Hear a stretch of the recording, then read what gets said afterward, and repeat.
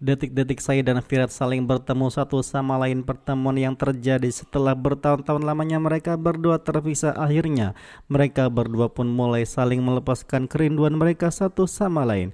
Mereka tidak berkata ataupun tidak bertindak sedikit pun.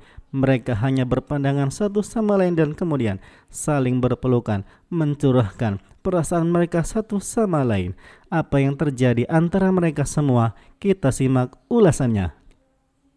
Episode dimulai dengan Vinayak mulai mendesak Virat untuk menghadiri perayaan, dan kemudian ketika itu Virat mengatakan mereka tidak dapat hadir tanpa undangannya. Tetangganya pun mengatakan mereka adalah tamu dari dokter dan karena itulah tamu seluruh desa, jadi mereka dapat menghadirinya. Safi pun akhirnya mendesaknya dan akhirnya Virat setuju dan mengatakan mereka harus pergi dengan mobilnya. Di dalam mobil sendiri, Safi mengatakan mereka akan menikmati perayaan untuk menghormati ibunya. Tetangga wanita itu pun menjelaskan bahwa dokter melakukan persalinan kritis dan menyelamatkan nyawa ibu dan juga bayi. Ketika bidan telah putus asa, Safi pun berkata ibunya telah merawat semua orang. Vinayak mengatakan bahwa bahkan dia akan sembuh setelah perawatan dari ibunda dari Safi. Vinayak pun bersemangat ingin mengikuti lomba lari.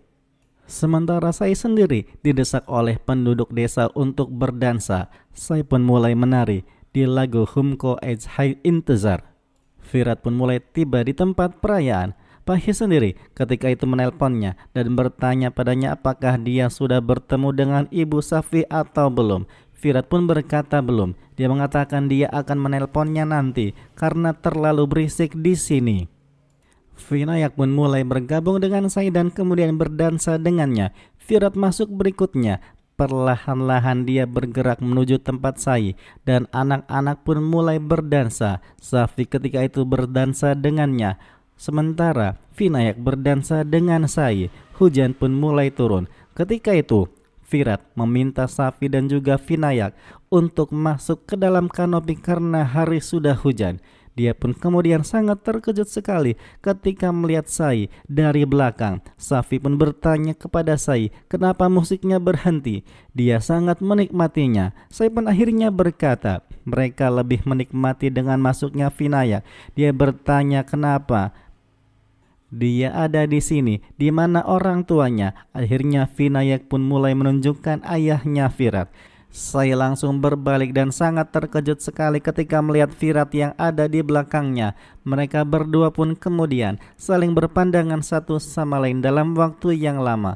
Rupanya mereka menuntaskan kerinduan yang selama ini mereka alami. Tak ada gerak, tak ada kata, hanya pandangan yang terpancar antara mereka berdua. Mulut mereka pun seolah beku, tidak bisa mengutarakan kerinduan satu sama lain. Mereka hanya bisa melihat satu sama lain.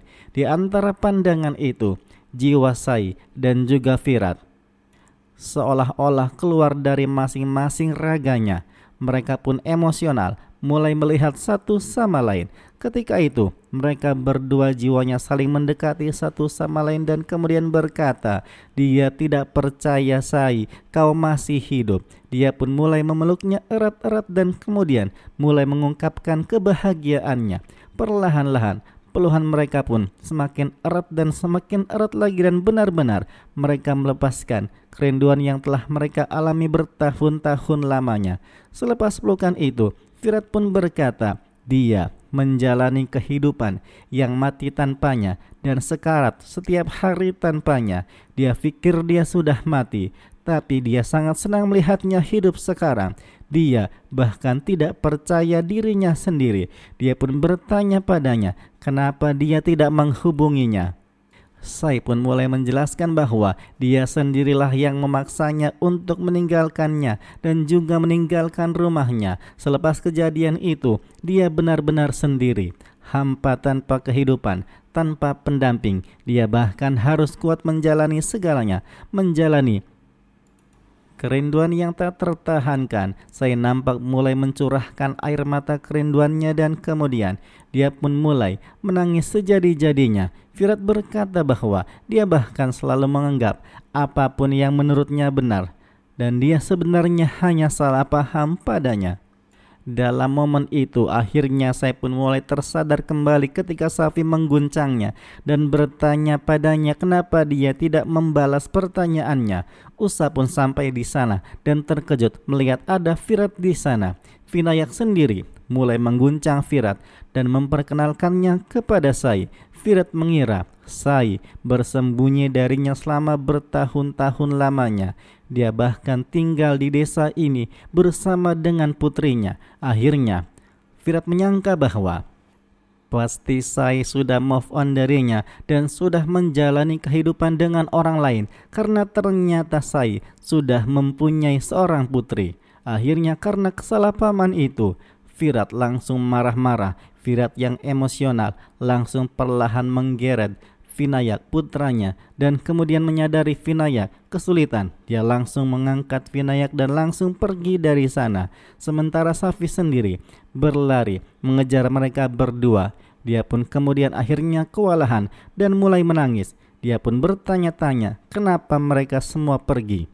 Safi pun merengek-rengek untuk bisa menemui Firat dan juga Vinayak. Usa pun mencoba untuk menghiburnya. Sementara Firat sendiri di perjalanan mulai ditanyai oleh putranya Vinayak kenapa dia membawanya tanpa menemui ibu Safi terlebih dahulu. Firat berkata dia tidak ingin bertemu dengannya, dia akan membawanya ke dokter lain. Firat emosi membawa mobilnya dan kemudian hampir saja Firat lepas kontrol dan hampir saja mereka mengalami kecelakaan. Untungnya Firat berhasil mengendalikan setirnya dan kemudian terhindar dari kecelakaan itu. Akhirnya menyadari kekonyolan yang ia lakukan, Firat pun langsung meminta maaf kepada Vinayak dan berusaha untuk mengontrol emosinya. Dikepinggirkanlah mobilnya. Firat pun kemudian keluar dari mobilnya untuk mengungkapkan segala emosinya. Dia menangis, mulai mengenang segala perpisahannya dengan Sai, mengenang pertemuannya dengan Sai, mengenang saat-saat terakhir ketika perpisahannya beberapa tahun yang lalu, ketika berita Sai telah meninggal dunia. Firat pun mulai menangis sejadi-jadinya dan berpikir apa yang sebenarnya terjadi. Sementara Sai pun sendiri mulai mencurahkan isi hatinya di depan Usa bahwa Firat bahkan tidak repot-repot menemuinya setelah melihatnya selama bertahun-tahun lamanya. Dia bahkan langsung membawa putranya pergi. Dia sudah melanjutkan hidupnya dan bahkan dia tidak repot-repot ketika putri kecilnya berlari di belakangnya. Firat dan juga Sai masing-masing saling menangis satu sama lain dan menganggap bahwa ketika Firat dan Sai masih hidup, mengapa Firat ataupun Sai tidak berusaha menghubungnya selama bertahun-tahun lamanya.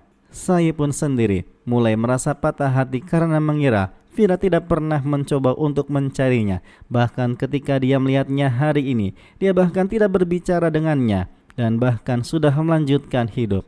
Firat sendiri mengira Sai masih hidup. Dia bahkan sudah mencarinya kemana-mana tapi gagal.